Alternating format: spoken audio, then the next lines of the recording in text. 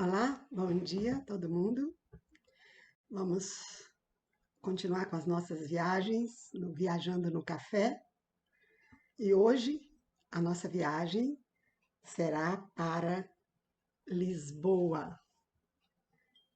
Lisboa, onde eu comprei esta linda caneca. Observem que essa caneca, se eu fosse falar só dos pontos turísticos de Lisboa, bastava olhar para ela e falar um pouco, né?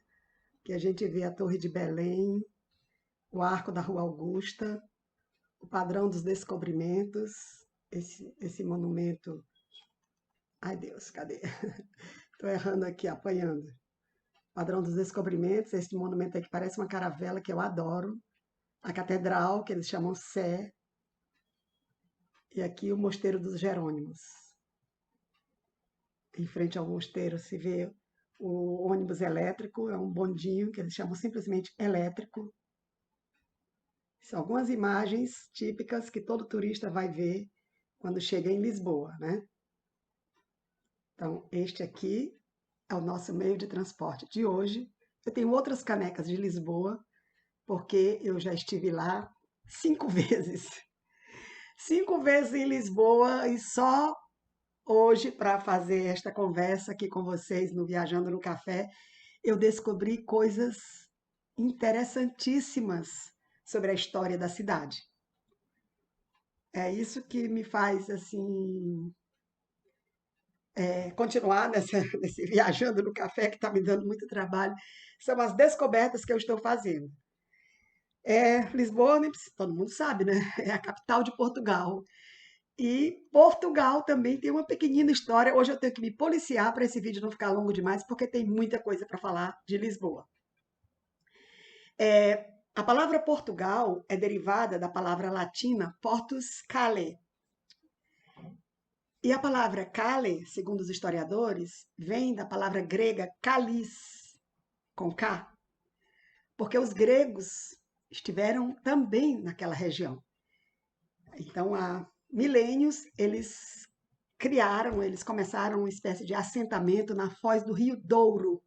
Rio Douro, que banha a cidade do Porto. Quer dizer, o nome do país se deve à sua cidade, do Porto. E os gregos chamaram a região de Calis, que quer dizer belo, bonito, porque era muito linda aquela região. E é mesmo. Eu já estive no Porto, o Rio Douro é uma beleza. Mais tarde, com os romanos, né, dominaram a Península Ibérica, a palavra, eles simplesmente passaram a chamar a região de Portus Cale, isso no ano mais ou menos 136 antes de Cristo. Olha só como é antiga a história. E o nome Portus Cale, com o passar dos séculos, milênios, virou milênio, né? 136 antes de Cristo é bastante tempo. Com o passar dos séculos, foi se corrompendo a escrita Portus Cale e virou o Portugal de hoje, né? O país Portugal, e a capital é Lisboa, mas que o nome antigo nem de longe parecia com Lisboa, gente. Bem antes dos romanos, os fenícios estiveram naquela região, ali pela foz do rio Tejo, que hoje se chama Tejo. E os fenícios chamaram a região de Alizuba, é uma palavra fenícia que significa Porto Seguro. E descobertas arqueológicas na colina do Castelo de São Jorge, na Catedral, mostram mesmo, foram descobertos, né, nesses trabalhos arqueológicos, vestígios dos fenícios datados de mais ou menos 1200 antes de Cristo. Muito antigo, né? Muito antes dos romanos. E eles chamaram a região de Alizuba, sabe Deus se a pronúncia é essa, né? Quem é que sabe falar fenício, meu Deus? Que significa Porto Seguro, como eu já falei, e o rio eles chamavam Tages. Até parece, né? Com Tejo.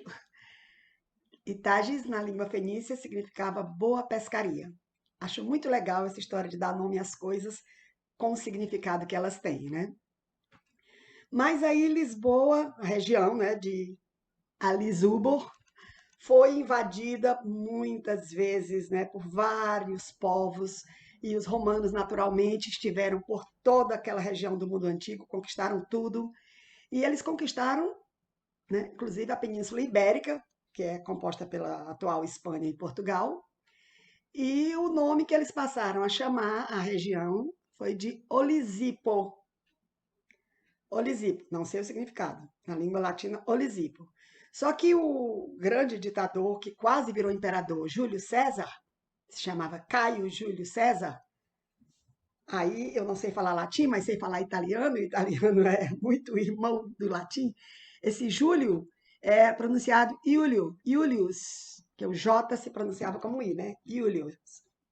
E ele se auto-homenageou colocando, né, um sobrenome na cidade de Olisipo. Ficou Olisipo Felicitas Julia, Iulia, né? Em homenagem a ele próprio. E os romanos deram à cidade um status de município, eles desenvolveram um grande comércio lá com Roma, e era assim uma amizade política de tal maneira que eles nem pagavam impostos a Roma. Mas a cidade foi invadida de novo, os povos antigos viviam a conquistar os mundos por aí, não é? E finalmente chegaram lá na região os visigodos. E os visigodos mudaram o nome da cidade para Ulisbona. Já ficou parecido, né? Ulisbona, que foi derivando aí com o passar do tempo e virou Lisboa, Lisboa, que, por exemplo, em francês se chama Lisbonne, Lisbonne, parece com o Lisbona, né? Dos visigodos. E para vocês verem como a cidade tem história interessante, né? Uma coisa que eu descobri é que as pessoas que nascem em Lisboa são chamadas lisboetas, mas tem uma gíria, não sei desde quando essa gíria, que chama os lisboetas de alfacinhas. Não se sabe ao certo a origem desse apelido, dessa gíria. Uns defendem que é porque eles cultivavam lá nos campos muitas hortaliças, muitas alfaces, comerciavam com elas, com essas hortaliças.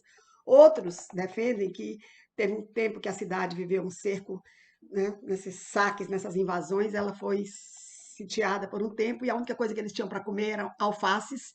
Então, talvez daí este nome alfacinhas para os lisboetas. Eu nunca tinha ouvido falar nessa história. Mas, enfim, descobri agora e achei muito interessante. A primeira vez que eu estive em Lisboa foi em 2007.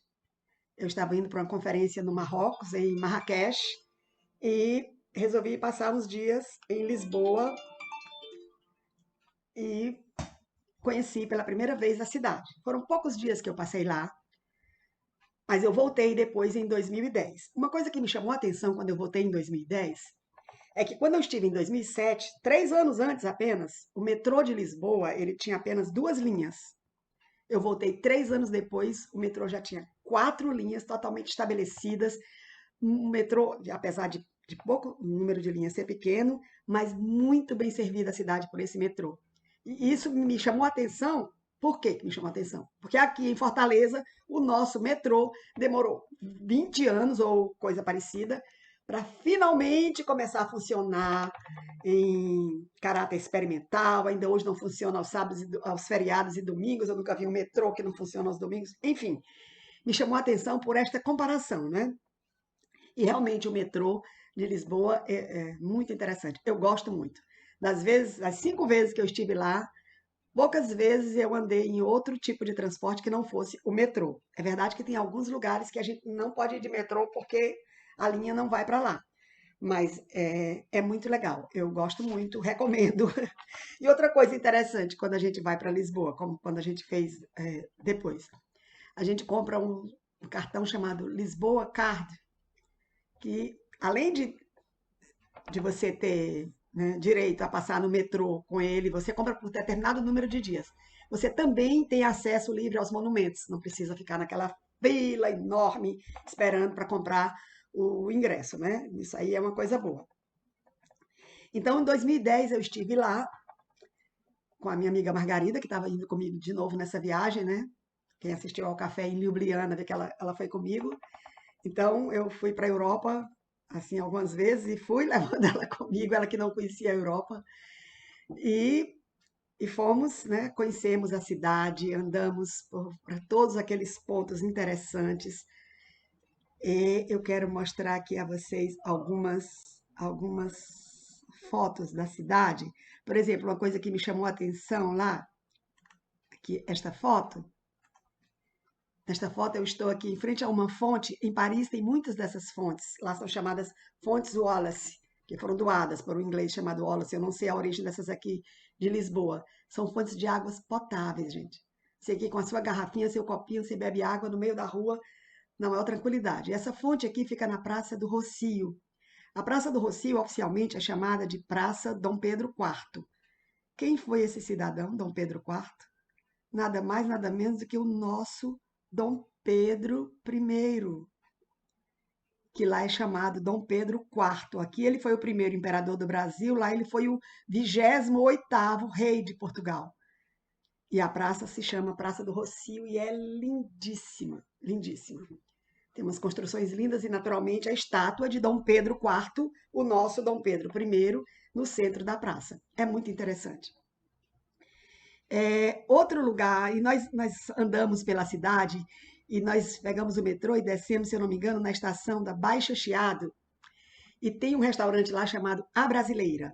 Esse restaurante era o favorito de Fernando Pessoa, e na calçada desse restaurante tem uma estátua de Fernando Pessoa, e é uma fila para a gente tirar uma foto.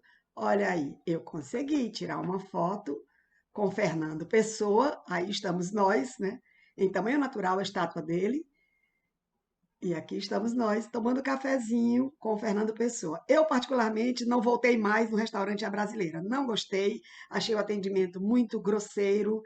É, fomos comer um pastel de Belém, não estava bom, meio queimado. Então, nos tempos de Fernando Pessoa, vai ver que o serviço era melhor. Me desculpe o dono do restaurante A Brasileira, mas eu avaliaria negativamente no TripAdvisor, onde eu já sou avaliadora há um bocado de tempo. Porque pastel de Belém mesmo, a gente come na fábrica dos pastéis de Belém, em Belém. E Belém tem tanta coisa interessante para ver que eu vou fazer uma pausa aqui para a gente falar só de Belém, porque é muito interessante. Até já já.